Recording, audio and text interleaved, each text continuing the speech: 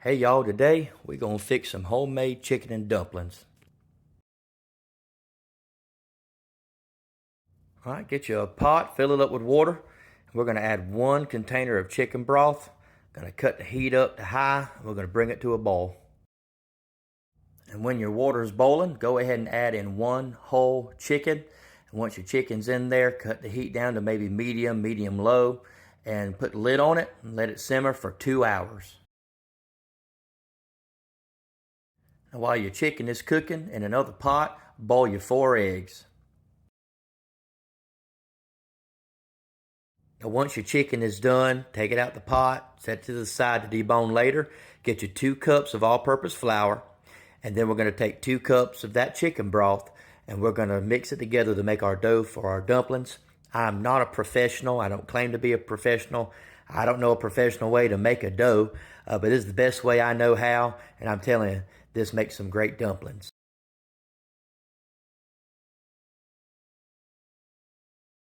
Now, once you got your dough where you want it, take it out, put it on some parchment paper with some flour, and we're going to knead that dough until we get the consistency that we want.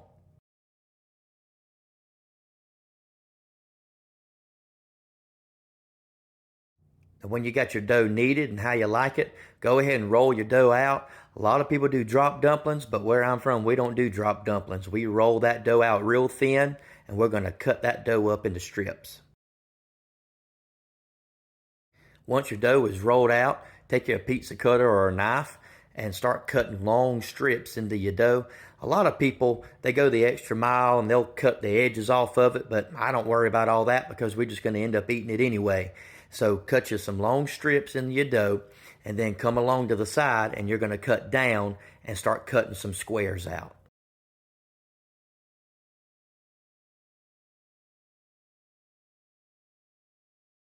And when you got your dumplings cut out, go back to your pot, cut the heat up and start bringing it back to a boil. And we're going to add in our Ann's chicken base. I added 2 heaping tablespoons of it, and it adds a great flavor, but it also adds a lot of salt. So just be mindful of that later on when you go to add your salt to it. It already has a lot of it from that chicken base. We're also going to add in a lot of black pepper.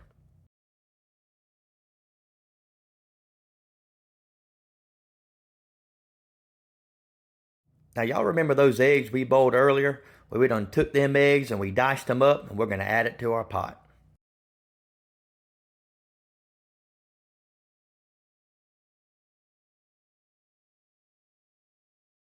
And then we're going to take that chicken that we have deboned and we're going to add it back.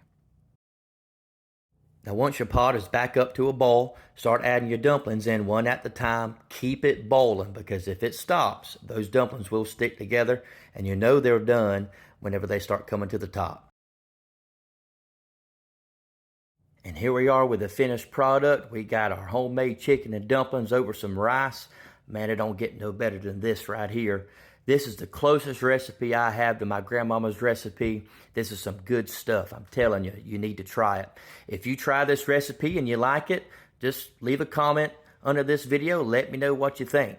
We appreciate you. Thank you for watching this video. Hope you enjoyed it.